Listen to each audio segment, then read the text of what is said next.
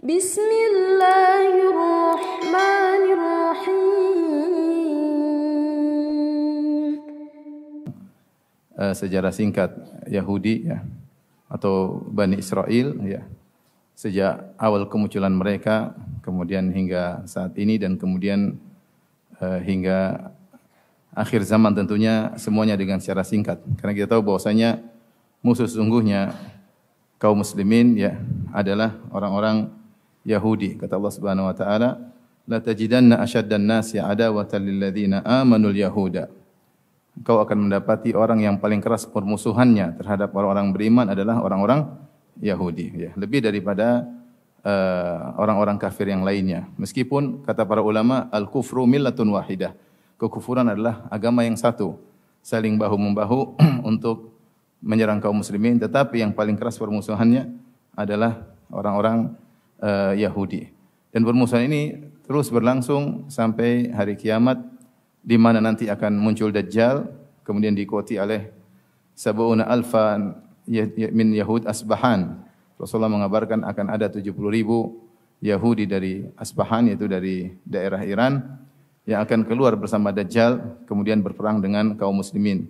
Sehingga itulah akhir zaman, sampai-sampai ketika kaum muslimin berperang dengan orang Yahudi, maka batu akan berbicara, pohon akan berbicara. Kalau ada Yahudi di belakang pohon tersebut, di belakang batu tersebut bersembunyi, maka batu akan berkata, ya Muslim, ya Abdullah ta'al, wahai Muslim, wahai Abdullah, kemarilah. Di belakangku ada Yahudi, faqtulhu, maka bunuhlah.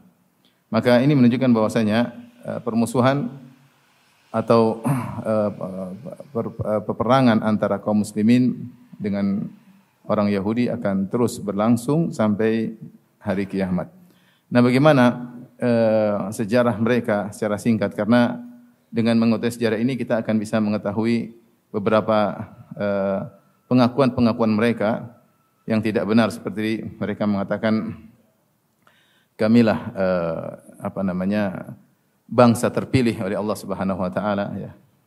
Atau mereka mengatakan negeri Palestina adalah negeri warisan kami yang lebih berhak untuk tinggal di Palestina. Untuk mengetahui itu semua tentu kita harus belajar sejarah tentang Yahudi ya. Baik, kita mulai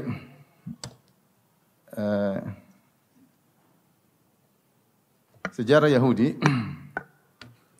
Kita ambil sejarah Yahudi tentu dari sumber utama yang mereka akui sendiri, yaitu yang termaktub dalam Perjanjian Lama ya. Perjanjian Lama atau yang mereka yakini sebagai Taurat disertai dengan kitab-kitab tambahan, isinya 3/4 tentang sejarah. 3/4 tentang apa? Sejarah Yahudi. Ya. Dan tentunya kita tahu mereka adalah kaum yang sangat buruk sebagaimana dijelaskan dalam Al-Qur'an ya. Mereka terlaknat.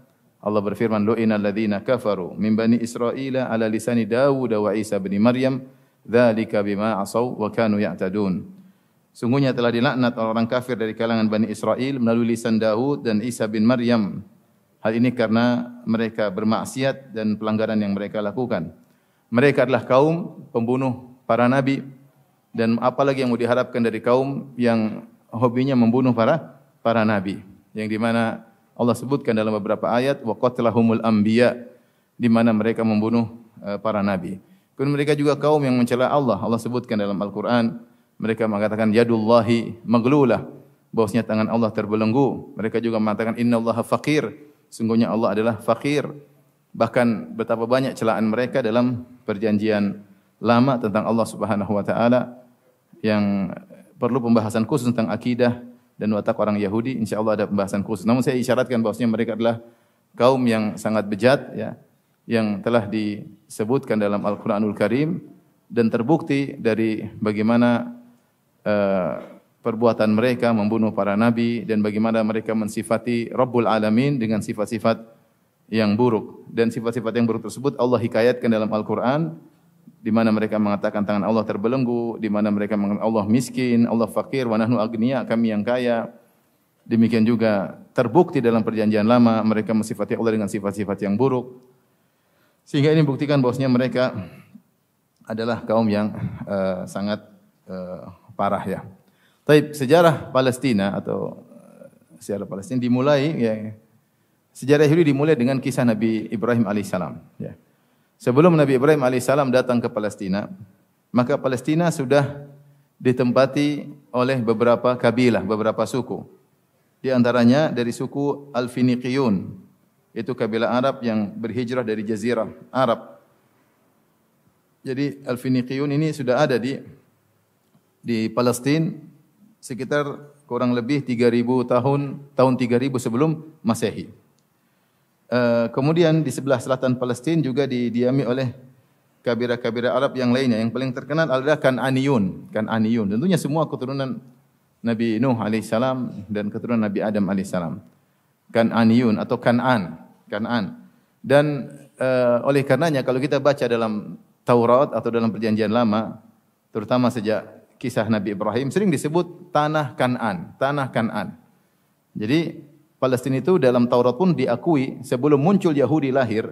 Yahudi kan lahir dari rahimnya pernikahan antara Ibrahim, kemudian siapa? Nikah dengan Sarah. Sarah punya anak siapa? Ishak. Ishak punya anak siapa? Yakub. Yakub punya anak 12. Itulah Yahudi. Bani Israel maksudnya anak-anaknya apa? Yakub. Dan di zaman Ibrahim Yahudi belum ada. Bani Israel belum ada. Nah, tanah Palestina sudah dikenal dengan tanah Kan'an. Sehingga tanah tersebut sudah ditempati oleh suku-suku Arab, baik suku Finiqiyun, di antaranya suku Kan'aniyun, bangsa Kan'aniyun. Dan diakui dalam Taurat berulang-ulang disebut. Itu bisa cari aja kalau pakai searching, ya, tulis tanah Kan'an, maka keluar dalam Bible banyak sekali. Dan sering mereka istilahkan dengan tanah Kan'an, negeri Kan'an. Ini menunjukkan mereka tahu bahwasanya secara sejarah tidak ada hak bagi Yahudi untuk mengatakan itu tanah nenek moyang kami, enggak ada. Karena sebelum mereka tinggal di situ, sudah banyak orang yang tinggal di situ. Dan orang-orang Kan'aniyun menempati Palestina kurang lebih tahun 2500 sebelum Masehi. Sebelum Masehi maksudnya sebelum lahirnya Nabi Isa, ya. 2500 sebelum Masehi. Kemudian di sisi Laut Putih, sekelompok orang dikenal dengan kabilah Filistin. Disebutkan dari pulau Ikritis atau Crete, ya. Kemudian mereka tinggal di Palestina, mereka bercampur dengan orang-orang Kan'aniyun, maka muncullah istilah Palestin.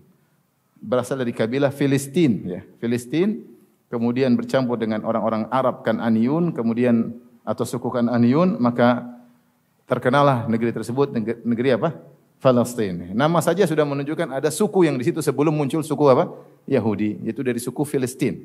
Suku Filistin. Artinya kalau kita lihat ini saja, kita tahu bahwasanya secara histori, secara sejarah tidak ada hak bagi orang-orang Yahudi untuk tinggal di Palestina dengan mengatakan inilah nenek moyang kami tinggal di sini. Kita bilang sebelum kau lahir, sebelum nenek moyangmu lahir sudah ada orang-orang yang tinggal di sana. Bahkan di antaranya suku-suku Arab yang tinggal di sana, ya, baik Finiqiyun atau Kan'aniyun dan yang lainnya. Taib. Adapun penamaan negeri Israel atau Yahudi nanti datang belakangan. Jadi saya katakan sini kesimpulan yang ingin saya tarik di sini, secara sejarah mereka bukanlah yang pertama kali menempati apa? Palestina.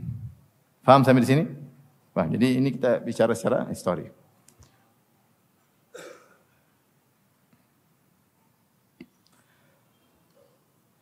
Baik, kita lanjutkan.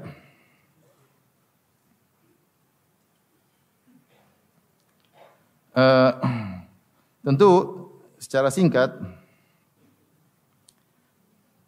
bagaimana munculnya Bani Israel, antum tahu semuanya, sudah tahu semuanya bahwasanya Ibrahim alaihissalam, ya, menikah dengan Sarah, ya, kemudian satunya dengan apa? Hajar. Ini disebutkan dalam kitab Kejadian Perjanjian Lama. Antum bisa buka dari kitab Perjanjian Lama, kitab Kejadian bagian 17. Di situ cerita bagaimana Sarah kemudian sudah lama menikah dengan Ibrahim, tidak punya anak. Akhirnya Sarah mempersilahkan Ibrahim untuk menikah dengan apa?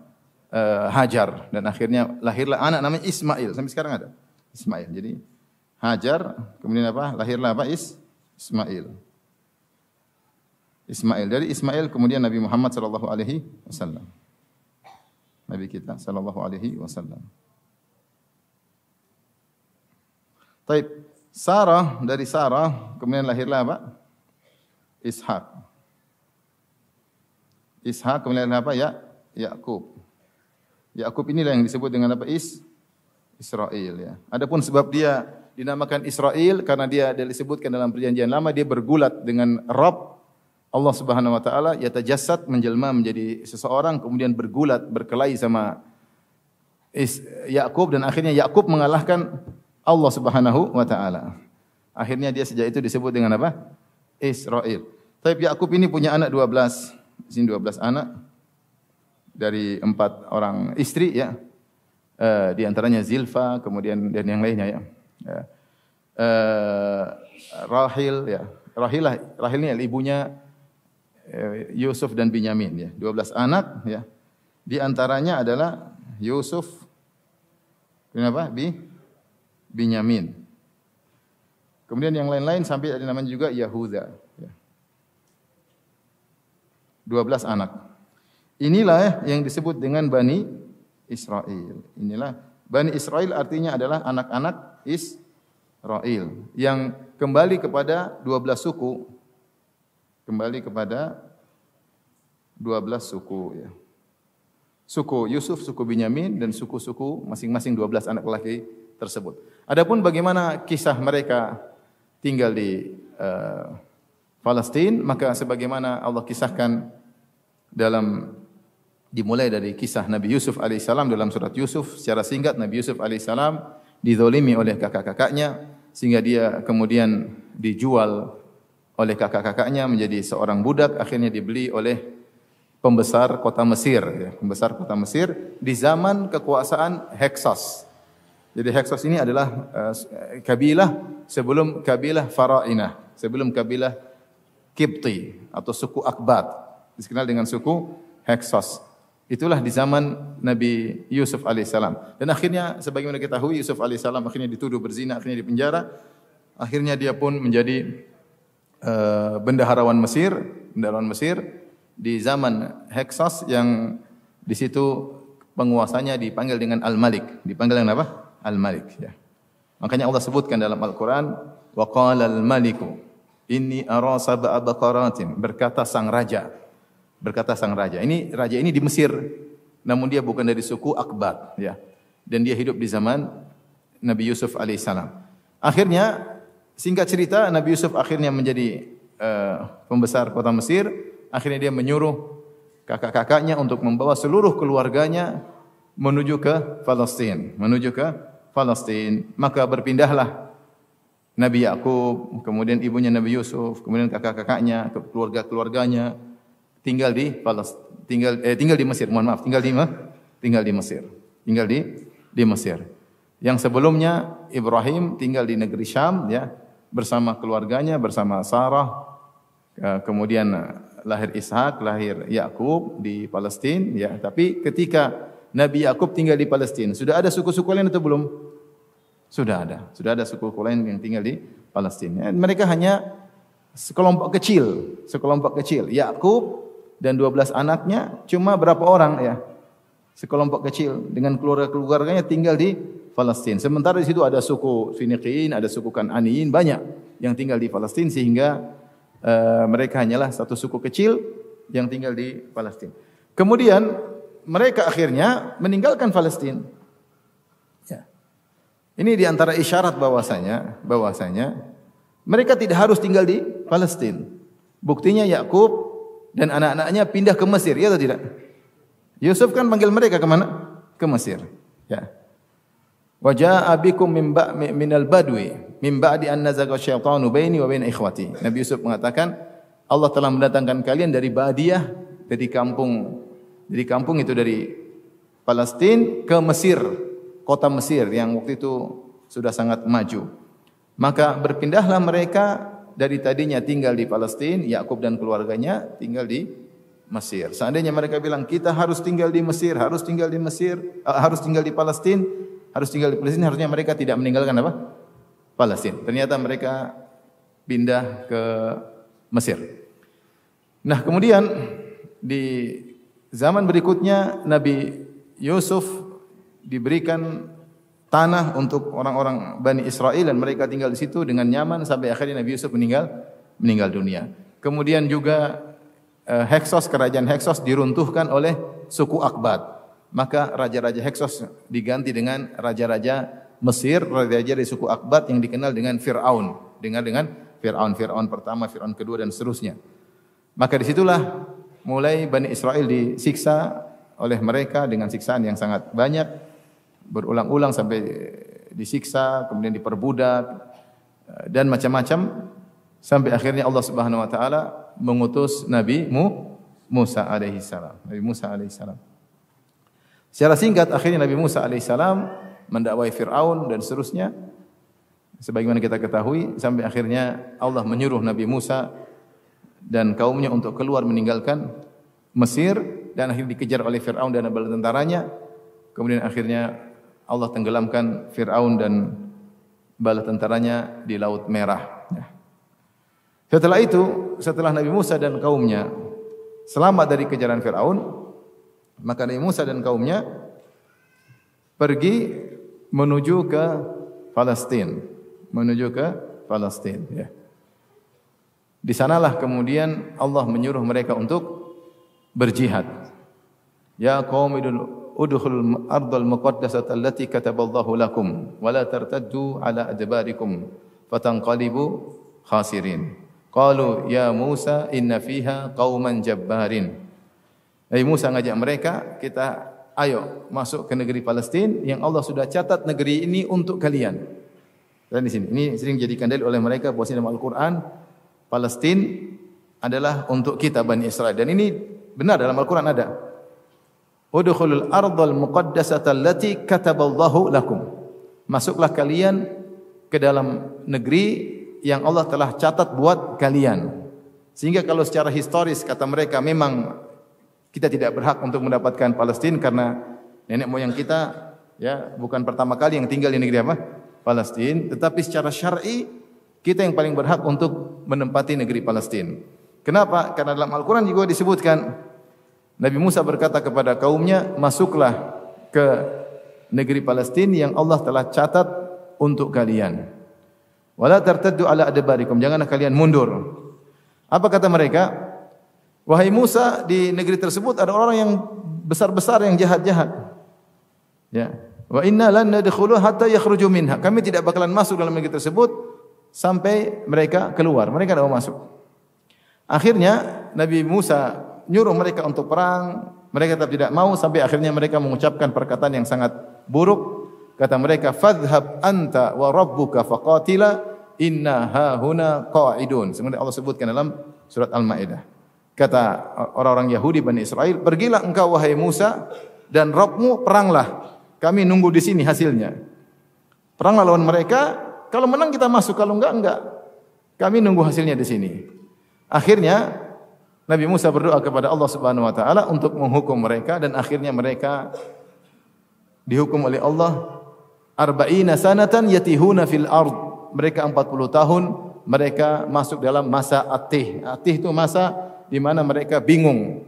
Sebagian ulama menyebutkan yaitu mereka hanya berputar-putar di suatu daerah sekian puluh kilo kalian sekian kilo kali sekian kilo. Muter terus, jalan kemana-mana muter situ saja. Tidak pernah keluar dari areal tersebut selama 40 tahun. Ya. Dalam masa atih ini terjadi banyak kejadian. Ya. Turun Taurat. Mereka menyembah sapi dan banyak kejadian yang Allah sebutkan dalam Al-Quran dan juga termaktub dalam perjanjian lama. Mereka dihukum karena mereka tidak bertakwa kepada Allah, maka mereka terhalangi dari Palestina. Allah sudah bilang ini hak kalian, tapi karena kalian tidak bertakwa, tidak berhak dapat apa? Palestina. Paham? Tidak ada Palestina. Jadi Allah kasih kalian Palestina dengan syarat kalian apa? Bertakwa. Ya. Walaqad katabna fi zaburi min ba'di dzikr annal arda yarithuha ibadiyas salihun. Kata Allah Subhanahu wa taala, sungguh kami telah mencatat dalam Az-Zabur, itu kitab suci Nabi Daud. Min ba'di dzikr, setelah tercatat di Lauhil Mahfuz. Annal arda yarithuha, sungguhnya bumi itu diwarisi oleh hamba-hamba kami yang saleh. Ketika mereka tidak saleh, maka mereka tidak dapat negeri Palestina. Bahkan mereka dimasukkan oleh Allah dalam Ardutih, itu tanah yang di mana mereka Muter-muter di situ saja berapa tahun? 40 tahun. Sampai generasi, ada yang menyatakan semua generasi yang membangkang ketika itu semuanya meninggal.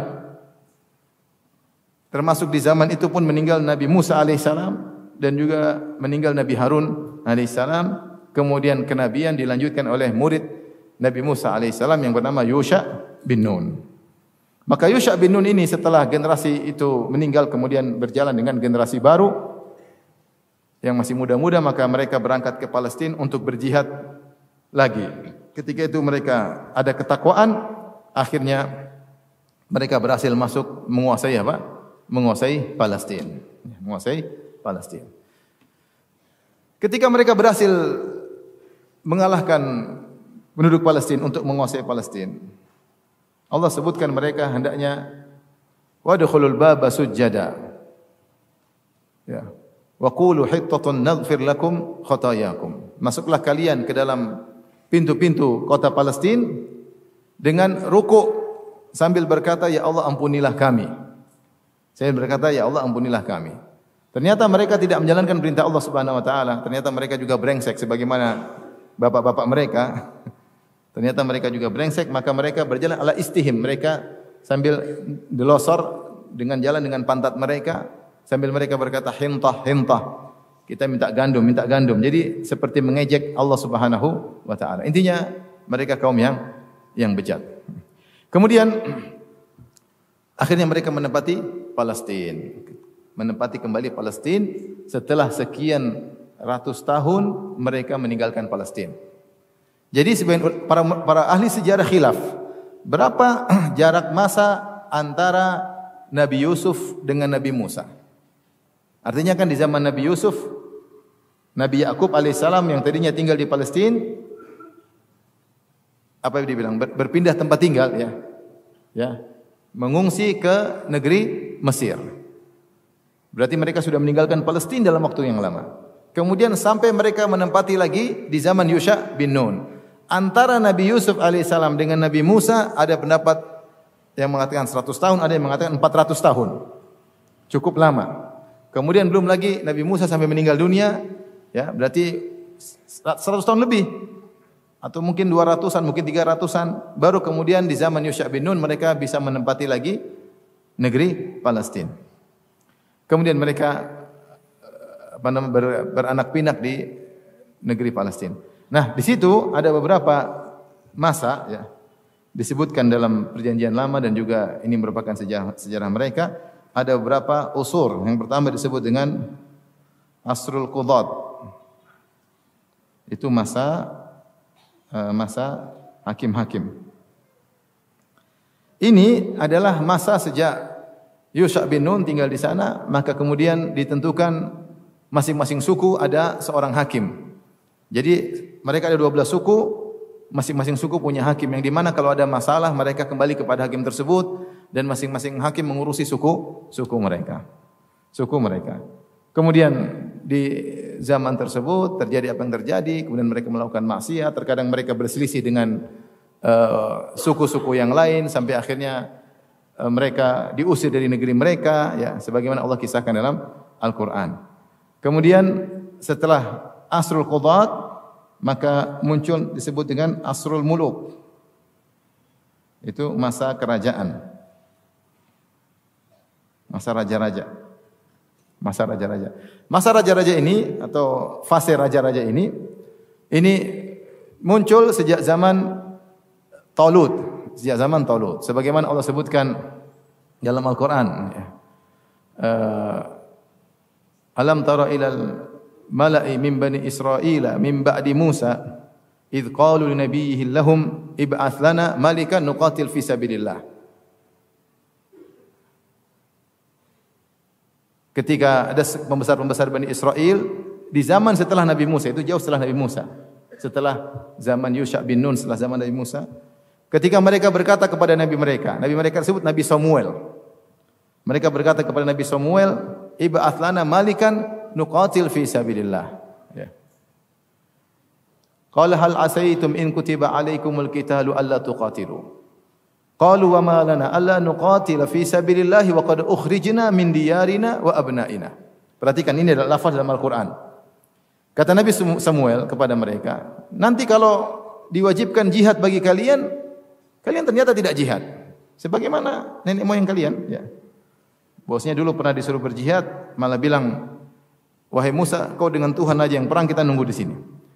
Hal asaitum in kutiba alaikumul qitalu alla tuqatilu. Mungkin diwajibkan perang, kalian tidak mau berperang. Apa jawab mereka? Qalu wa ma lana alla nuqatila fi sabilillah. Kenapa kami tidak berjihad di jalan Allah? Wa qad ukhrijna min diyarina. Kami sudah terusir dari negeri kami. Dari mana? Palestina. Jadi di zaman itu mereka sudah diserang juga oleh bangsa-bangsa lain dan mereka sudah terusir. Jadi mereka terusir dari Palestina. Wa abnaina, ya. Makanya kami akan berperang untuk kembali ke negeri Palestina. Akhirnya Nabi tersebut meminta kepada Allah dan Allah kabulkan. Nabi tersebut berkata, "Innallaha qad ba'atsa lakum Taluta malika." Sungguhnya Allah telah mengutus kepada kalian Talut sebagai raja. Mereka protes, ya. Kenapa Talut yang jadi raja? Ya. Wa nahnu ahaqqu bil mulki minhu wa lam yu'ta sa'atan minal mal. Kenapa Talut yang jadi raja? Kami yang berhak dari suku kami untuk jadi raja. Talut bukan dari keturunan orang-orang terpandang.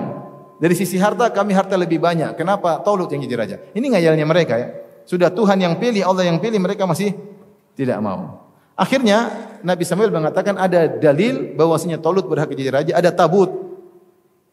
Fihi sakinatu min rabbikum wa baqiyatum, ya. Mimma taraka alu Musa wa alu Haruna tahmiluhul malaikah. Jadi nanti tatkala Talut datang, maka akan ada tabut semacam kotak besar. Yang situ berisi sakinah, ada khilaf di kalangan para ulama apa yang dimaksud dengan sakinah. Ada yang mengatakan juga di situ ada peninggalan Nabi Musa, ada yang mengatakan tongkat, ada yang mengatakan lembaran Taurat.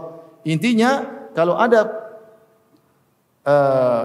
peti tersebut atau kotak tersebut datang bersama Talut, itu bukti bahwasanya dia berhak jadi raja. Dan ternyata benar. Akhirnya Talut diangkat jadi raja. Kemudian malaikat menurunkan kotak tersebut. Akhirnya mereka berperang. Allah sebutkan dalam surat Al-Baqarah. Nah, dalam peperangan tersebut, di antara pasukan Talut ada seorang pemuda namanya Daud. Daud alaihissalam. Dan akhirnya Daudlah yang membunuh Jalut, pimpinan dari pasukan musuh. Wa qatala Dawudu Jalut. Akhirnya Daud alaihissalam membunuh Jalut. Setelah itu, setelah Talut tidak jadi raja, maka kerajaan dipindahkan kepada siapa? Daud. Setelah Daud meninggal, kerajaan dipegang oleh siapa? Sulaiman. Jadi masa raja-raja ini jauh setelah Nabi Musa alaihissalam, dimulai dari apa? Talut, kemudian siapa? Daud, kemudian siapa? Sulaiman alaihissalam. Ya, ini Daud, Sulaiman yang bangun Haikal Sulaiman atau bangun Baitul Maqdis. Daud, Sulaiman mulai membangun apa? Baitul Maqdis. Baik. Setelah masa kerajaan disebut dengan Asrul Inqisam.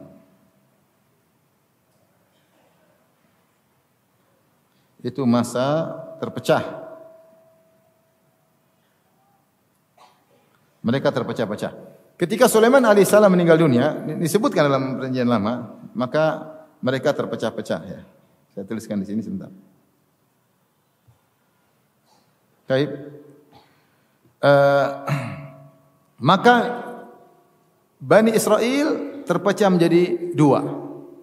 Ketika Sulaiman meninggal dunia, maka rakyatnya datang kepada anaknya Nabi Sulaiman. Nabi Sulaiman namanya Ruhbu'am atau Rahibim. Ini antum bisa lihat di kalau teks Indonesia dalam perjanjian lama disebut dengan Rahibim. Itu anaknya Nabi Sulaiman, Rahibim bin Sulaiman. Mereka bilang, wahai Rahibim, ayahmu sudah meninggal dunia Sulaiman. Kami ingin angkat engkau sebagai raja. Tetapi kami ingin kau kurangi aturan-aturan bapakmu. Bapakmu dulu terlalu ketat aturannya, keras, kami tidak bisa melakukan. Apa kata anak Sulaiman? Tidak, bahkan saya akan lebih keras lagi daripada bapak saya. Akhirnya mereka tidak setuju dengan Rahbaim. Mereka pergi kepada seorang namanya Yorbaim bin Nabat. Yorbaim bin Nabat ini dahulu adalah salah seorang panglima di zaman Nabi Sulaiman. Kemudian dia kabur ke Mesir. Ketika dia mendengar Sulaiman meninggal, maka dia balik. Kemudian mereka rayu dia untuk diangkat menjadi seorang raja. Akhirnya terpecahlah Bani Israel menjadi dua kelompok. Mereka 10 suku. 2 suku membaiat Rohbaim atau Rohbaim, ya, kemudian mereka mendirikan kerajaan namanya Mamlakat Yahuda. Ibu kotanya Yerusalem. Suku apa yang membaiatnya? Dua suku, suku Yahuda dan suku Binyamin. Suku Yahuda dan suku Binyamin. Dari 12 suku. Sisa 10 suku yang lainnya semua membaiat Yorbaim. Mereka mendirikan kerajaan namanya Mamlakat Israel, kerajaan Israel atau Mamlakat Samirah. Ibu kotanya Sikhim. Ini di bagian utara, ini bagian selatan. Selatan ini bagian apa? Utara. Utara Palestina, ini kerajaan pemberontak ya gampangannya. Tapi yang mayoritas yang membaiat mereka. 10 suku gabung pada kerajaan tersebut dipimpin oleh Yorbaum atau Yorbim. Kemudian 2 suku bergabung dengan Rahbim, ya, anaknya Nabi Sulaiman alaihissalam. Maka terjadilah 2 kerajaan di zaman tersebut yang disebut dengan Asrul Inqisam, yaitu fase perpecahan. Jadi kita tadi ada fase pertama tadi apa? Fase Al-Qudat, fase hakim-hakim, kemudian fase raja-raja, baru kemudian fase perpecahan. Nah, apa yang terjadi setelah terjadi perpecahan tersebut? Akibatnya ada beberapa akibat. Yang pertama, di zaman tersebut terjerumusnya Bani Israel dalam kekufuran banyak sekali. Ini disebutkan dalam Perjanjian Lama. Baca saja. Jadi kekufuran, terjadi riddah, maksiat, mereka kacau. Ya. Kemudian setelah itu juga terjadi peperangan saudara yang tidak putus-putus antara kerajaan utara dengan kerajaan selatan. Antara kerajaan utara, kerajaan Israel dengan kerajaan Yahuda. Terus perang karena mereka tidak saling cocok-cocokan. Belum lagi mereka perang dengan suku-suku sekitar. Perang. Ini berjalan lama. Sampai akhirnya mereka diperangi oleh bangsa Asyur dari Irak. Dipimpin oleh seorang raja namanya Tiglat-Pileser atau Pileser, Tiglat-Pileser, dan akhirnya mereka menghancurkan kerajaan Israel. Yang pertama hancur kerajaan Israel. Ini yang hancur duluan. Dihancurkan oleh Yahuda, masih tetap kerajaan yang paling besar, kerajaan sebelah utara, itu yang pertama dihancurkan oleh Raja Asyur, ya, dari Irak, bangsa Asyur, dan itu lalu akhirnya Bani Israel ditawan di tangan Raja Serjan II pada tahun 722 Masehi. 722 sebelum Masehi, sebelum Masehi. Hancurlah kerajaan Israel, yang tersisa hanya kerajaan Yahudi. Yang ini Yahudi masih, atau Yahuda masih tersisa. Paham ya? Paham sampai di sini? Jadi 2 kerajaan terpisah. Terjadi perang saudara, belum lagi berperang dengan orang sekitar, terjadi banyak kekufuran, kemaksiatan, kemudian mereka diserang oleh kaum Asyur, bangsa Asyur dari Irak, kemudian akhirnya kerajaan Israel hancur. Ini terjadi pada tahun 722 sebelum Masehi. Kemudian yang tersisa kerajaan Yahuda. Baik, coba dilihat-lihat lagi ya.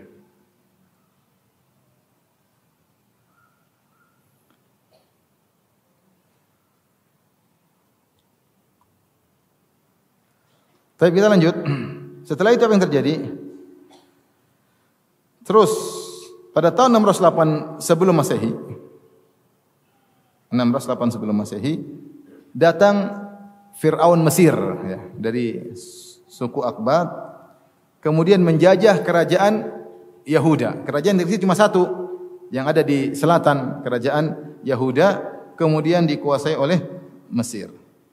Kemudian juga kerajaan Israel yang dikuasai oleh bangsa Asyur juga direbut oleh Fir'aun, Faraina, dari kebangsaan Mesir, ya. Masih lanjut? Ya. Israel tadi kerajaan 2, kerajaan Israel sebelah utara, keberadaan Yahuda sebelah selatan. Israel tadi dijatuhkan oleh siapa? Bangsa Asyur, Asyur dari Irak. Kemudian datang itu tadi tahun 722 sebelum Masehi. Pada tahun 608 sebelum Masehi datanglah suku Farainah atau bangsa Akbat dari Mesir, kemudian menguasai negeri Yahuda yang tersisa. Kemudian sekaligus mereka menguasai Israel yang masih dipegang oleh Asyur, dikuasai. Jadi akhirnya seluruh Palestina kerajaan Israel dua-duanya, baik Israel maupun Yahuda, semuanya dikuasai oleh siapa? Fir'aun Mesir. Kemudian berjalan waktu pada tahun 586 sebelum Masehi. Maka Bani Asyur, bangsa Asyur di Irak dilanjutkan oleh Babilonia. Asyur kalah atau dilanjutkan oleh Babilonia. Suku Babil. Nah, suku Babil karena dia melanjutkan Asyur, dia ingin merebut kembali Israel yang tadinya dikuasai oleh Asyur, diambil oleh Fir'aun, dia ingin kuasai lagi. Maka akhirnya mereka pun datang pada tahun 586 sebelum Masehi dengan dipimpin oleh Bakhtanasar kalau bahasa Arab, kalau bahasa Inggris sebut Nebukadnezar. Nebukadnezar atau bahasa kita, bahasa Arab disebut Bakhtanasar. Maka dia pun datang masuk ke Palestina dan dia menghancurkan haikal apa? Sulaiman.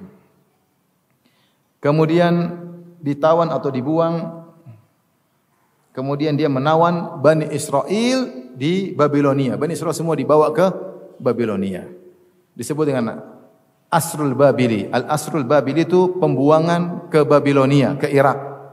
Suku bangsa Israel dikeluarkan dari Palestina, dibawa ke Babilonia itu di Irak. Ya.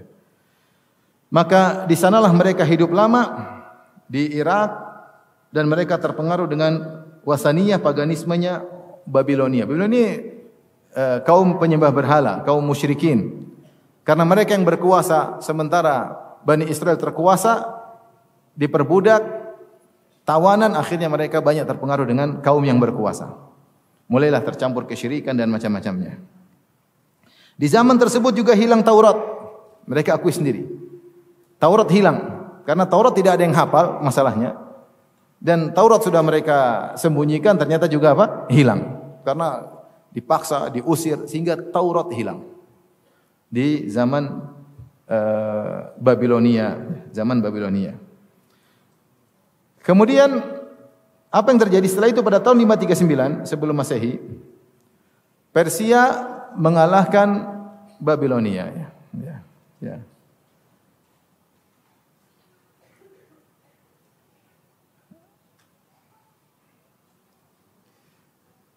Kata Allah tentang apa namanya? Tentang Babilonia, ya. Fa idza jaa wa'dul ula ba'athna 'alaikum ibadan lana uli ba'sin syadidin fajasu khilalad diyar. Ya. Jika datang janji Allah yang pertama, Allah menjanjikan dalam surat Al-Isra, ya. La tufsiduna fil ardi marratain wa la ta'luna 'uluwan kabira, ya. Kemudian kata Allah, jika telah datang janji Allah yang pertama, maka Allah akan kirim ibadan lana, kami akan kirim hamba-hamba kami uli ba'sin syadid yang memiliki kekuatan yang sangat kuat, fajasu khilalad diyar, kemudian mereka melakukan kerusakan di mana-mana. Banyak ahli tafsir mengatakan maksudnya penyerangan Bakhtanasar. Bakhtanasar atau Nebukadnezar yang menghancurkan haikal Sulaiman. Ya, kenapa? Karena mereka terlalu banyak melakukan kemaksiatan. Ya. Kata Allah, la tufsiduna fil ardi marratain. Kalian akan melakukan kerusakan di muka bumi, wala ta'lunna uluwan kabiran. Kalian akan benar-benar sombong. Akhirnya karena mereka sombong, maka Allah utus kepada mereka hamba-hamba Allah yang akan menyiksa mereka, ya. Kata Allah, wa fa idza jaa wa'du ulahuma. Jika telah datang janji Allah yang pertama, ba'athna 'alaikum ibadan lana, maka kami utus kepada kalian hamba-hamba kami yang sangat kuat dan akan menghancurkan kalian, yaitu Babilonia. Ini yang Allah sebutkan dalam surat Al-Isra sebagaimana penjelasan para ahli tafsir. Kemudian, namun Babilonia akhirnya dikuasai oleh Persia, ya. Dikuasai oleh Persia, Majusi. Mereka mengalahkan Babilonia dan ada raja mereka yang baik namanya Kores. Disebutkan juga dalam perjanjian lama. Kisah ini ada semua dalam perjanjian lama. Maka Kores ini dia lemah lembut kepada Bani Israel. Maka disuruh balik ke Palestina. Balik ke Palestina. Akhirnya mereka baliklah ke Palestina. Tentu di zaman-zaman ini ada nabi-nabi Israel diutus.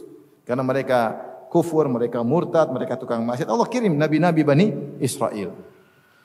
Akhirnya pada tahun 539 sebelum Masehi, mereka kembali ke Palestina dengan berjamaah berkelompok-kelompok, sekitar 50.000 orang. dari suku ini disebutkan, keturunan ini sekian orang, dalam perjanjian lama ada.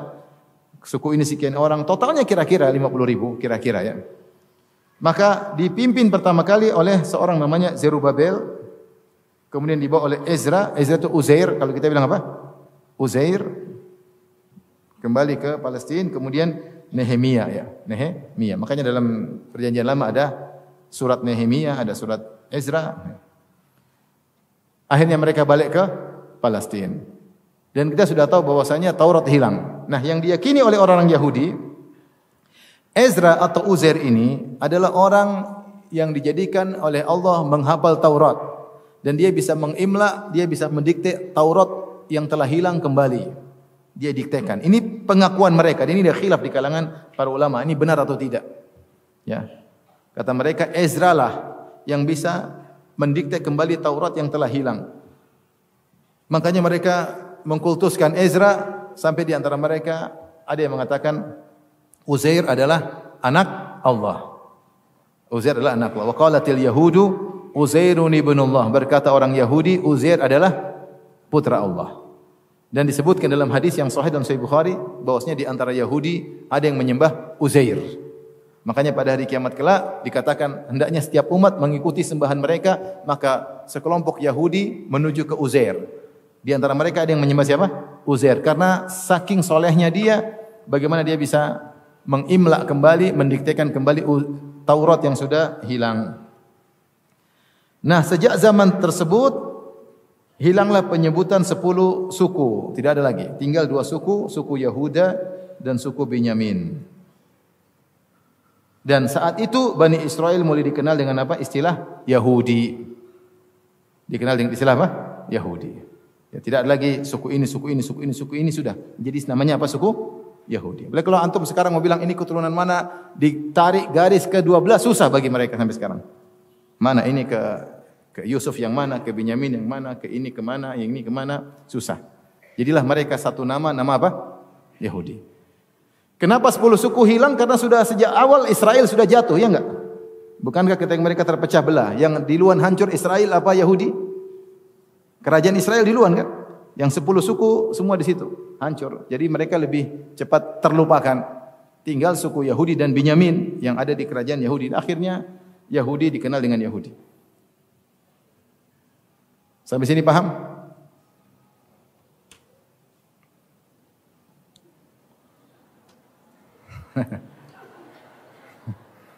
Jangan bilang Ustaz ulang kembali, jangan ya. Berat ulang kembali. Taib, kita lanjutkan. Saya singkatkan lagi. Saya singkatkan kembali ya. Jadi intinya mereka diserang oleh berbagai bangsa setelah terpecah menjadi 2. Kemudian kerajaan Israel di utara, kerajaan Yahudi di bawah, selatan, kerajaan Yahudi kemudian diserang oleh Asyur dari Irak ya. Kemudian dikuasai oleh Asyur pada tahun 722 sebelum Masehi. Kemudian akhirnya datang kerajaan dari Mesir, Farainah, Fir'aun. Kemudian menaklukkan pada tahun 608 sebelum Masehi. Kemudian menaklukkan apa? Yahuda dan sekaligus menaklukkan Israel. Ya, yang dikuasai oleh Asyur. Kemudian datanglah masa Babilonia pada tahun 586 sebelum Masehi. Babilonia dan Asyur sama-sama di Irak. Tapi setelah generasi Asyur datang generasi Babilonia. Maka akhirnya mereka ingin kembali merebut kerajaan yang pernah dikuasai oleh Asyur. Maka mereka ke Palestina dipimpin oleh Bukhtanasar atau Nebukadnezar. Dialah yang kemudian menghancurkan Haikal Sulaiman pertama kali. Dia mencari Haikal Sulaiman pertama kali, dibikin kerusakan, kemudian semua Bani Israel dibawa ke Irak di Babilonia, dijadikan budak, disiksa di sana sampai sekian lama ya. Akhirnya kemudian Persia, ada raja namanya Kores, berhasil menaklukkan Babilonia. Kemudian rupanya raja Kores ini, Majusi ini sayang kepada, agak lemah lembut kepada Bani Israel, maka disuruh pulang ke Palestina. Akhirnya mereka balik ke Palestina secara bertahap, dibawa oleh Zerubbabel, kemudian oleh Ezra atau Uzair, kemudian Nehemia ya. Nah, Uzair inilah yang diyakini bisa mendiktekan kembali Taurat yang hilang. Taurat hilang kapan? Ketika masa pembuangan tersebut, pembuangan ke Babilonia karena kerusakan sana sini, Baitul Maqdis dihancurkan, Haikal Sulaiman dihancurkan, maka Taurat hilang. Tapi Uzair diyakini bisa mendiktekan kembali Taurat. Makanya dia dikatakan sebagai putra Allah, Uzair ibnu Allah, dan sebagian mereka menyembah Uzair, ya. Sejak zaman itu 10 suku Asbat, Sibt mulai tidak ada penyebutannya, hilang, tinggal Yahuda, suku Yahuda dan suku Binyamin, dan akhirnya jadilah namanya Yahudi. Baik. Kita lanjutkan. Maka mereka kembali ke Yerusalem, ke Palestina, di bawah kekuasaan siapa? Persia. Masih oke? Baik. Maka setelah itu mereka dikuasai lagi oleh Yunani. Ada seorang namanya Iskandar Makedoni yang dikenal dengan Great Alexander atau Iskandar Agung. Ini seorang tokoh raja yang hebat dari raja Yunani yang kemudian dia memiliki kekuasaan yang sangat banyak. Dia berkuasa di 336 sebelum Masehi dan 300 sampai 323 sebelum Masehi. Ini abad keempat sebelum Nabi Isa lahir. Paham? Dia sejak umur 16 tahun belajar sama seorang guru yang terkenal namanya Aristoteles. Hidup di zaman Aristoteles. Makanya ada ulama yang berpendapat atau pendapat mengatakan Iskandar Agung inilah Zulkarnain. Karena kekuasaannya luas. Namun dibantah oleh para ulama, dibantah oleh Ibnu Katsir, dibantah oleh Ibnu Taimiyah. Iskandar Agung atau The Great Alexander bukanlah Zulkarnain. Kenapa? Karena penasehat agamanya, menteri agamanya adalah Aristoteles. Sementara Aristoteles tidak percaya kepada para nabi, ya. Jadi bukan, dan dia justru pembawa kekufuran dan macam-macamnya. Sehingga yang benar dia bukan Zulkarnain, dan tidak dikenal bahwasanya Iskandar Agung adalah seorang yang beriman kepada Allah Subhanahu wa taala, tidak ada asarnya, tidak ada sisa-sisanya, paham? Jadi dia bukan Zulkarnain. Tapi dia berkuasa. Dari kerajaan Yunani dia berkuasa sehingga kuasanya mencakup Persia, mencakup Irak, mencakup Syam, mencakup Mesir. Ya. Kemudian setelah itu akhirnya Yerusalem di bawah kekuasaan Iskandar Agung. Iskandar Agung ini ketika dia berkuasa dia membangun kota-kota dengan nama dia, Alexandria. Makanya di antaranya dia bangun kota di Mesir namanya kota Alexandria. Itu dia yang bangun. Kalau kita bilang Iskandaria, ya. Kalau versi mereka Alexander, kalau versi kita Iskandar. Paham? Mereka Alexander, kita apa? Iskandar. Seperti Julia sama Juleha, ya. David dan Daud, ya. Ya, seperti kira-kira begitu, ya. Jadi kita bilang Iskandar, mereka bilang apa? Alexander. Dia bangun kota-kota dinamakan dengan nama dia, rencananya Alexandria yang ada di Mesir atau Iskandaria. Taib. Iskandar Agung setelah meninggal, dia diganti oleh raja Yunani berikut yang disebut dengan Ptolemeus. Dimulai dia berkuasa di Mesir. Dia dulu adalah jenderalnya Alexander Agung. Alexander Agung meninggal, dia yang ganti. Maka terjadilah silsilah kerajaan Ptolemeus di Mesir. Turun temurun, Ptolemeus 1, Ptolemeus 2, Ptolemeus 3, Ptolemeus sampai Ptolemeus 15. Tersebutlah Ptolemeus 14. Ptolemeus 14 punya istri namanya Cleopatra. Mungkin antum pernah dengar. Ya, di Mesir. Cleopatra ini disebutkan dalam sejarah ternyata dia pacaran sama Julius Caesar yang ada di Romawi. Sehingga dia punya anak namanya Caesar. Disebutkan dia akhirnya membunuh suaminya sendiri. Kemudian dia pergi ke Romawi, kemudian dia balik bersama anaknya menguasai Mesir. Anaknya Ptolemeus yang ke Ptolemeus pokoknya itulah. Ptolemeus ke-15 dan ibunya Cleopatra menguasai Mesir. Akhirnya anaknya kalau tidak salah dibunuh, kemudian diserang oleh Octavianus dari Romawi. Akhirnya Cleopatra bunuh diri. Karena banyak pengkhianat di sekitarnya, dia akhirnya bunuh diri. Itu cerita singkat tentang siapa? Cleopatra. Itu semua berada di Mesir. Berada di Mesir. Taib. Romawi menguasai Mesir pada tahun 30 sebelum Masehi. Jadi hancurlah Ptolemeus, kerajaan Yunani. Kemudian dikuasai oleh apa? Romawi atau Romania. Itu sekitar di Mesir sekitar tahun 30 sebelum Masehi, ya. Tetapi mereka menguasai Palestina sejak tahun 63 sebelum Masehi.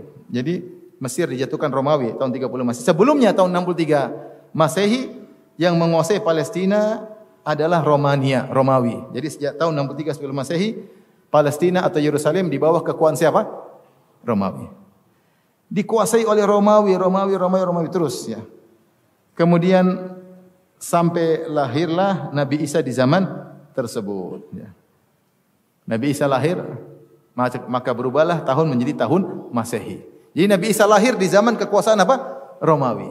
Makanya bagaimana cara dia dibunuh? Yahudi yang hasad kepada Nabi Isa bekerja sama dengan pemerintah Romawi untuk menangkap Nabi Isa, untuk menyalib dan untuk membunuh Nabi Isa. Tapi Allah menyelamatkan Nabi Isa. Intinya di zaman itu lahirlah Nabi Isa alaihissalam. Ya. Nah, pada tahun 70 Masehi, 70 Masehi terjadi pemberontakan ya, besar-besaran oleh Bani Israel terhadap pihak Romawi. Akhirnya datanglah Raja Titus menghancurkan Haikal Sulaiman dan menawan Bani Israel. Ini Allah sebutkan kehancuran yang kedua yang dalam surat Al-Isra pada ayat ke-7. Kata Allah Subhanahu wa taala, "Fa idza jaa wa'dul akhirati liyasu'u wujuhakum wa liyadkhulul masjida kama dakhaluhu awwal marrah wa liyutabbiru ma alau tatbira." Kata Allah Subhanahu wa taala tentang mereka, kata Allah Subhanahu wa taala, "In ahsantum li anfusikum," kalau kalian berbuat baik maka kalian akan berbuat baik untuk diri kalian, "Wa in asatum falaha," jika kalian berbuat buruk wahai Bani Israel, maka kalian berbuat buruk pada diri kalian sendiri. Fa idza jaa wa'dul akhirah, jika telah datang ya saat hukuman bagi kejahatan kalian yang kedua ya, liyasu'u wujuhakum, untuk membuat suram wajah-wajah kalian, walidkhulul masjida kama dakhaluhu awwal marrah, dan akan masuk ke Baitul Maqdis sebagaimana Bakhtanasar atau Nebukadnezar masuk ke Baitul Maqdis pertama kali, ini yang kali kedua ya. Kemudian waliyutabbiru ma alau tatbira, dan untuk menghabiskan sehabis-habisnya apa yang ada di situ. Maka Haikal Sulaiman dihancurkan kedua kali. Paham? Inilah yang kata para ulama dalam buku tafsir. Yang pertama oleh Nebukadnezar atau Bakhtanasar dalam bahasa Arab. Yang kedua Raja Titus dari Romania.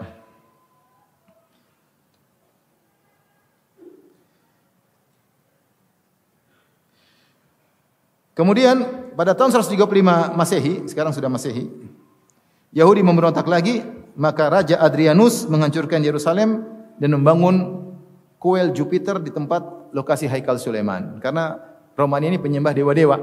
Mereka penyembah apa? Dewa-dewa. Di antaranya dewa Jupiter ya. Dewa Jupiter, mungkin dewa Saturnus, mungkin dewa.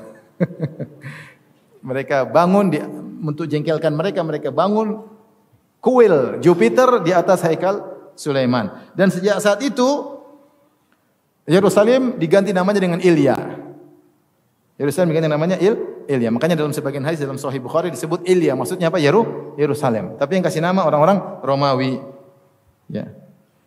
Setelah itu mereka pun orang-orang Yahudi tercerai-berai dan dibenci di mana-mana. Allah Subhanahu wa taala berfirman tentang mereka, "Wa idz ta'adzana rabbuka la yab'atsanna Allahu 'alaihim ila yaumil qiyamati may yasumuhum su'al adzab." Dan ketika Rabbmu Allah telah memberi pengumuman bahwasanya Allah akan utus kepada mereka sampai hari kiamat orang yang akan memberi siksaan kepada mereka. Dan sejak saat itu mereka menjadi suku yang dibenci dimanapun. Mereka dibenci dimanapun. Makanya dalam surat Al-Isra juga Allah mengatakan, "Asa rabbukum ayyarhamakum." Semoga Allah merahmati kalian setelah mereka dihancurkan oleh Romania. Kata Allah, "Asa rabbukum ayyarhamakum." Semoga Allah merahmati kalian. "Wa in uttum udna." Kalau kalian balik jahat, kami kembalikan lagi, kirim orang yang akan menyiksa kalian. Dan terus menerus. Kata Allah, "Duribat alaihimudz dhillatu aina ma thuqifu illa bihablin minallahi wa hablin minan nas." Ya.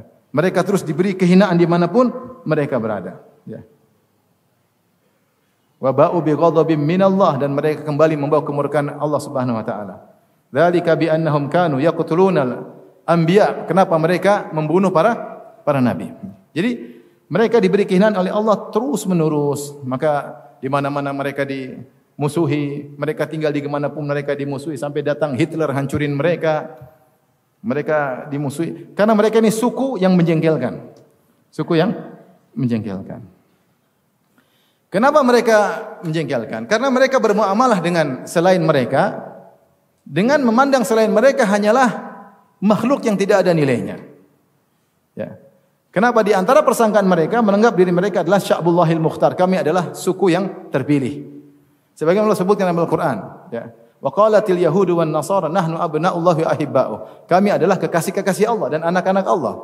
Mereka adalah suku pilihan. Allah sebutkan dalam Al-Qur'an, wa min ahlil kitabi man in ta'manhu bidinarin la yu'addihi ilaika illa ma dumta alaihi qa'ima.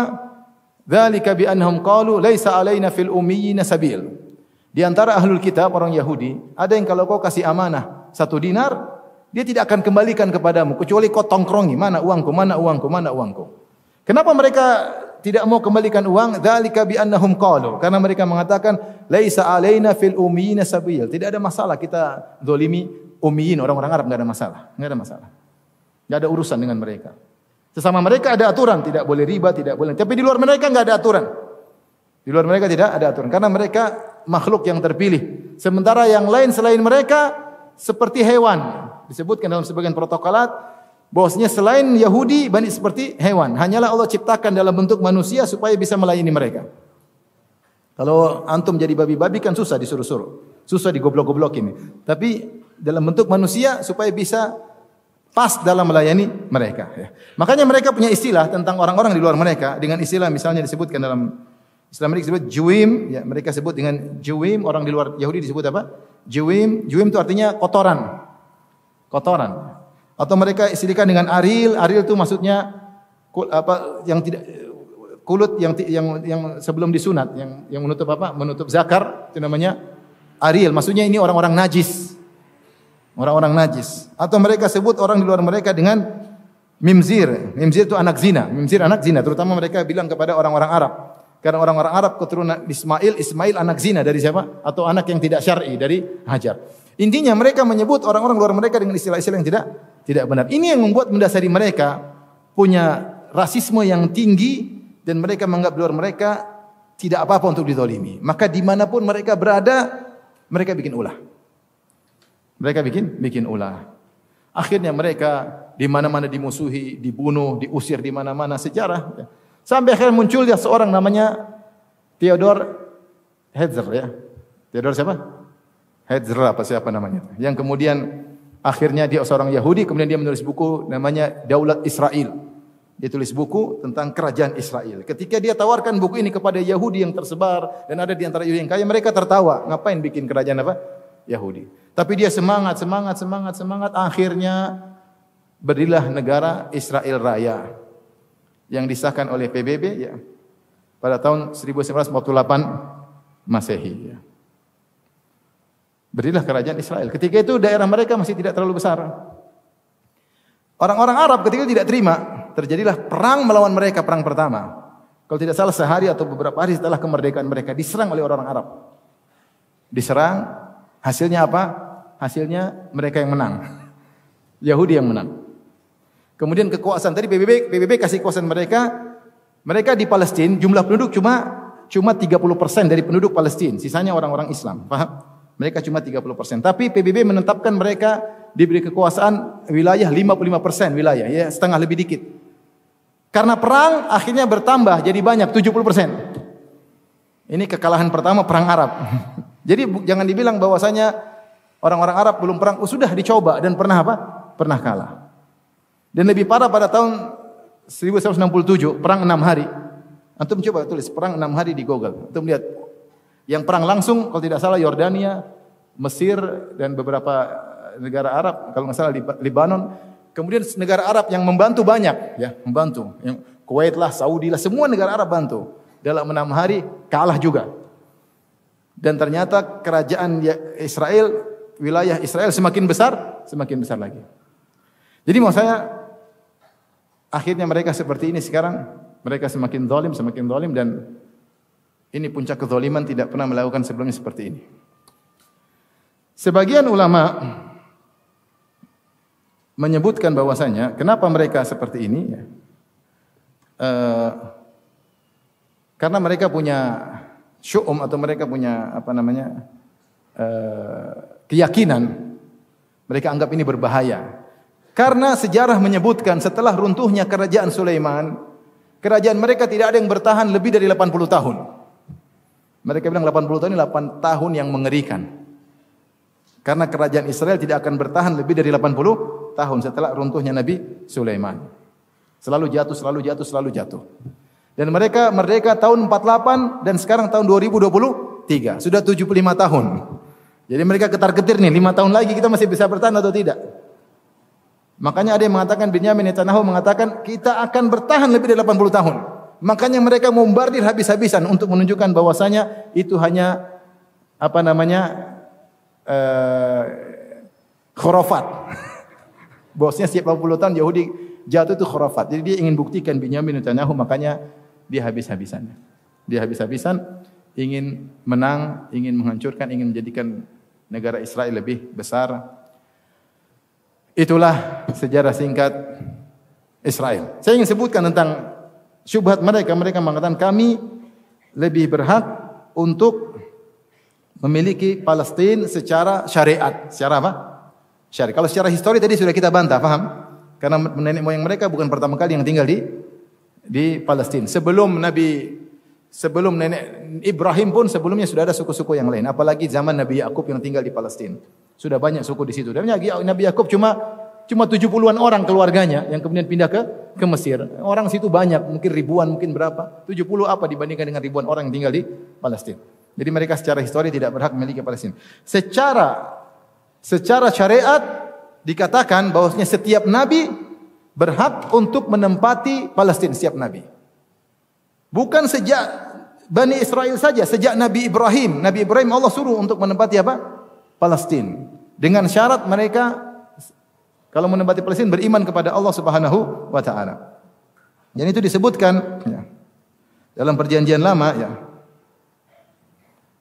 Kitab Kejadian 17 ya, disebutkan ketika Nabi Ibrahim umur 90 tahun, maka Tuhan menampakkan diri kepada Ibrahim. Setelah Ibrahim punya anak Ismail dan belum punya anak Ishak. Jadi pada umur 90 tahun, umur 80 tahun dalam perjanjian lama Ibrahim punya anak siapa namanya? Ismail dari Hajar. Ketika dia umur 90 tahun dia belum punya anak selain Ismail. Maka Allah berkata atau berfirman kepada Ibrahim, kepadamu dan kepada keturunanmu akan kuberikan negeri ini, maksudnya Palestina, yang kau diami sebagai orang asing, yakni seluruh tanah Kanaan akan kuberikan menjadi milikmu untuk selama-lamanya. Ini dalam perjanjian lama. Jadi Palestina ini menurut perjanjian lama adalah untuk keturunan siapa? Ibrahim. Dan ketika itu Ishak belum ada. Keturunan yang sudah ada siapa? Ismail. Jadi ini milik bersama. Kalau kita bilang secara syar'i, maka setiap nabi berhak untuk menempati apa? Palestina. Dalam kitab kalian juga menyebutkan hal demikian. Maka kalau kalian bilang kalian berhak, Ismail juga berhak. Ismail anaknya siapa? Anak Ibrahim.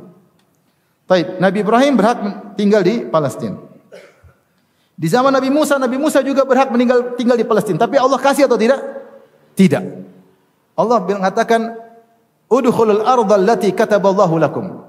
Udkhul ardhal muqaddasata allati kataballahu lakum. Wahai Bani Israel, masuklah ke negeri Palestina yang Allah telah catat buat kalian. Mereka berhasil atau tidak?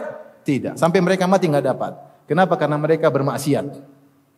Karena mereka disuruh berjihad tidak mau, justru Allah hukum mereka terjebak dalam arditih. Muter-muter 40 tahun sampai generasi tersebut mati semua. Baru muncul generasi baru dipimpin oleh Yusha bin Nun, akhirnya masuk ke Palestina. Tapi pernah mereka dikasih hak tapi malah dilarang oleh Allah. Kenapa mereka dilarang? Karena bermaksiat. Kemudian juga di zaman Nabi berikutnya, Nabi Daud, Nabi Sulaiman, Nabi Isa berhak untuk tinggal di Palestina. Mereka semua keturunan Nabi Ibrahim alaihissalam. Demikian juga Nabi Muhammad sallallahu alaihi wasallam berhak untuk menempati apa? Palestina. Di antara dalil secara syar'i kita, Nabi Rasulullah SAW ingin menguasai Palestina, banyak dalilnya. Seperti pada tahun 8 Hijriah, Nabi SAW mengirim pasukan untuk perang Mu'tah. Ini awal perang melawan negeri Syam untuk menguasai apa? Romawi. Maka Rasulullah mengirim apa? pasukan Jaisul Umara dalam perang Mu'tah di mana sekitar 30.000 orang melawan 200.000 orang.